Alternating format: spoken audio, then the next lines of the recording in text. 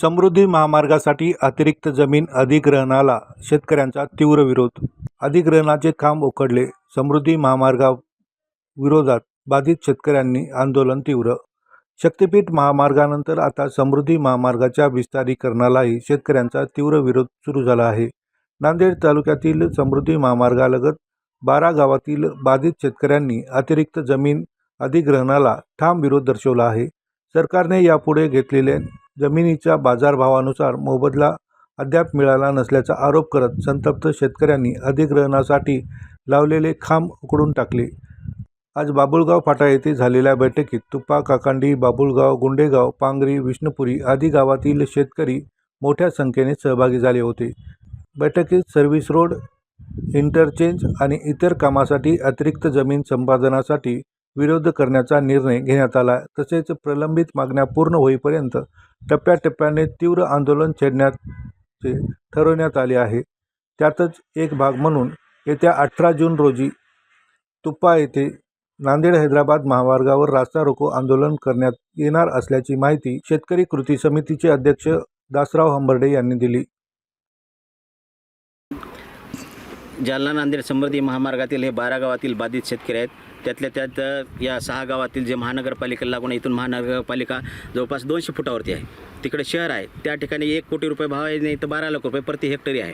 आणि असं असताना सुद्धा सुरुवातीस मागील 4 वर्षापासून सरकारी दरबारी खेटे काढून कोर्टात खेटे घालून सगळे झिजून, परंतु शेतकऱ्याला आम्हाला कुठलाही न्याय मिळाला नाही. कवडी मोल भावाने आमच्या ह्या जमिनी संपादित केलेल्या आहेत आणि संपादित केलेल्या असूनसुद्धा त्या वेगवेगळ्या पद्धतीनं कामं करत आहेत. आणि आज वाढीव जमीन संपादित करत आहेत साईड रस्ता आणि इंटरचेंजसाठी. तर याची कुठलीही आवश्यकता नव्हती. पूर्वीच अगोदरच जास्तीचा रस्ता संपादन केला आहे 100 मीटरचा. त्याच्यातच त्याने त्यांच्या भविष्यासाठी बुलेट ट्रेन, गॅस पाईपलाईनसाठी राखीव ठेवले. आणि ॲक्च्युअली रस्ता आहे तो 120 फुटाचाच आहे मुख्य रस्ता. परंतु आणखी तिथे त्या 200 फूट जमीन रिकामी असताना वाढून आणखी 100 फूट आमची जमिनी शेतकऱ्याची घेता येते. करोडो रुपयाचा भाव आहे. शेतकरी उद्ध्वस्त होत चाललेला आहे.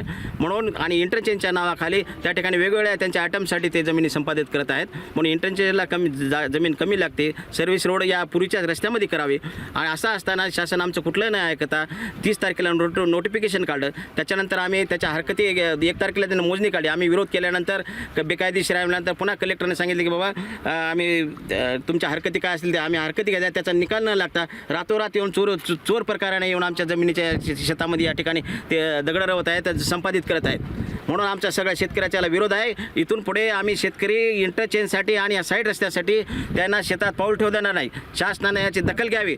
चोर खाय मलिदा मालिक धतुरा अशी अवस्था झालेली आहे. म्हणून आम्ही सगळे शेतकरी उद्ध्वस्त, भावी पिढी आमची उद्ध्वस्त होऊन जाणार आहे. शहरा लागत आहेत. सगळा रस्ता ब्लॉक होत आहे.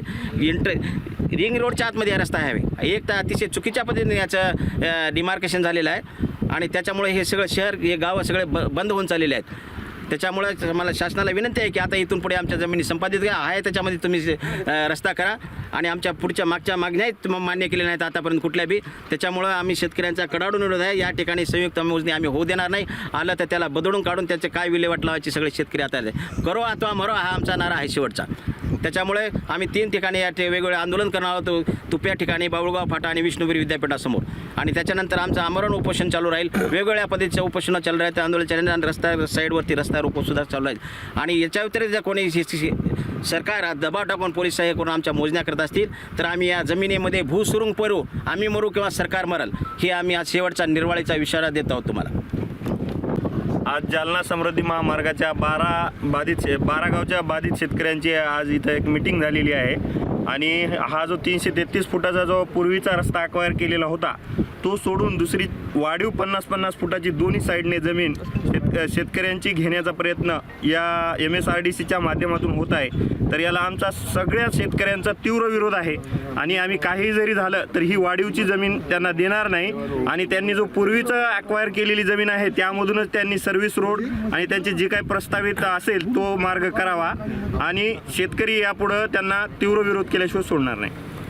नांदेड जालना समृद्धी महामार्ग ज्यावेळेस सुरुवातीलाच जमीन अक्वायरचा प्रोग्राम चालू झाला त्यावेळेस आम्ही सर्व शेतकरी SDM साहेब यांच्याशी मीटिंग झाली. आणि त्यावेळेस आमची मागणी होती वा साहेब हे तुम्ही जे करायला त्याला आमचा बाजूला 1 कोटी 1.5 कोटीचा भाव आहे आणि तो आम्हाला भाव मिळाला पाहिजे. शहराला लागून असलेला भाव आम्हाला मिळाला पाहिजे. ते तर दिलाच नाही. आणि त्यानंतर त्यांनी आम्हाला जबान दिली की हा जो सर्व्हिस रोड आहे तो जे आम्ही घेत आहोत त्यातूनच सर्व्हिस रोड होणार अशी आम्हाला त्यांनी जबान दिली. मग आम्ही त्यांना म्हणलं काय हरकत नाही करा, विकासाच्या काही विरोधात आम्ही नाही. आता हे नवीनच काढलं सर्व्हिस रोड, त्यांनी तर ते घेतलंच, पुन्हा आजूबाजूला पुन्हा सर्व्हिस रोडच्या नावाखाली 50-50 फूट दोन्ही साईडला, त्यानंतर तुप्याच्या एरियामध्ये, काकांडीच्या एरियामध्ये लॉजिस्टिक हबच्या नावाखाली 300 एकर जमीन. हे जवळपास एक आता असं आम्हाला वाटायला की शासनच काय दलाली करायला काय की मोठ्या लोकांच्या घशामध्ये आमची जमीन घालायला काय.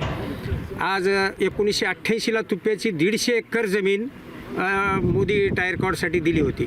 ते जमीन तेव्हा 1988 आज तशीच पडीत आहे. मग तुम्हाला लॉजिस्टिक हब करायचं असेल तर तिथं करा ना. 150 एकर जमीन आज 1988 बघा किती वर्ष झाले, तेव्हापासून ते जमीन दिली सोडून. आमच्या कानावर पहिलं गोष्ट आली बाई तर लॉजिस्टिक हब व्हायला तुप्याला नांदेड देगलूर हायवे, हे समृद्धीचे हायवे आणि मधली जी जमीन आहे जी पडीत जमीन आहे आणि 1988 पासून जमीन आहे याच्यामध्ये व्हायला म्हणले. आता हे तर ते दिली सोडून आता त्याच्यामध्ये कोण्या नेत्याचा कोण्या मंत्र्याचा काय त्याच्यामध्ये हे म्हणजे हित दडले की. आणि त्याला लागून असणारी आमची शेतकऱ्याची 2 पिकं येणारी जे की याचं पाणी मिळते विष्णुपूरच्या पाण्याची, काही लोकांनी गोदावरीहून पाईपलाईन केलेल्या अशी, आणि काकांडीच्या उतारचे काकांडीचा उतार तर हे समरे जाते तिथून जवळपास 50 ते 60 फूट खोल आहे. ते जमीन घ्यायलेत. आता त्या लोकांनी विरोध केला तर आम्हाला वाटलं वा शासनाचा विश्वास केला आम्ही, आमचा विश्वासघात झाला आहे. आम्हाला म्हणले बिलकुल याला जे याचं जे गव्हर्नमेंट व्हॅल्युएशन आहे MIDCचं जे गव्हर्नमेंट आपल्या सिडकोचं जे गव्हर्नमेंट व्हॅल्युएशन आहे त्याच्या 5 पट देऊ, ते तर नाहीच. तर आमचं शेतकऱ्याचं इकडं कोरडवाहूचं व्हॅल्युएशनच आहे 14,70,000 रुपये हेक्टर, जवळपास 5,70,000 रुपये. तर 5,70,000 काही तर 1-1 कोटीला 1-1 प्लॉट मिळणार.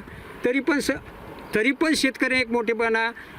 आता साहेब म्हणालेत आणि माने साहेब चांगले होते बरं, त्यांचा ते अहवाल जर बघितला तर खरोखरच चांगला आहे. त्यांना सुद्धा दाबलं शासनाने. हे काय केलं म्हणले त्याच्या पोराने आमच्या हे काढून ठेवले आहेत फोटो. वाटलं आम्हाला आशा वाटली सुरुवातीला आणि कमीत कमी 1 कोटी तरी रेट मिळेल म्हणून हे लोक त्यावेळेस विरोध केले नाही. पैसे आले कोणाला 37 लाख कोणाला 35 लाख आले, पैसे खर्चून गेले. आता मात्र डोकं जाग्यावर आले. आता कशी जमीन देणार नाही, जे आहे त्याच्यात करा, त्याचेच आम्हाला पैसे द्या.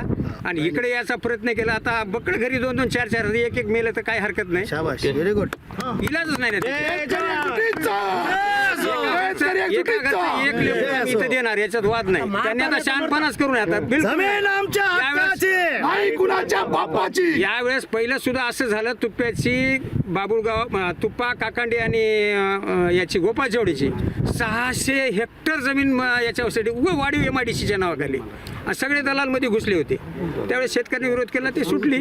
पण आता झालं कसं समृद्धी हे आले बाबा नांदेड शहर आहे आपलं हे आहे आणि आपणही देशाचा विकास व्हावा, विकासाचा विरोध कसंच नाही आम्ही.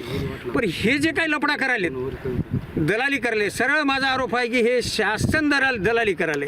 मोठ्या मोठ्या उद्योगपतीच्या दाढत आमच्या शेतकऱ्याच्या जमिनी घालाले असा आरोप आहे आणि आता ते काही आम्ही होऊ देणार नाही. ओके.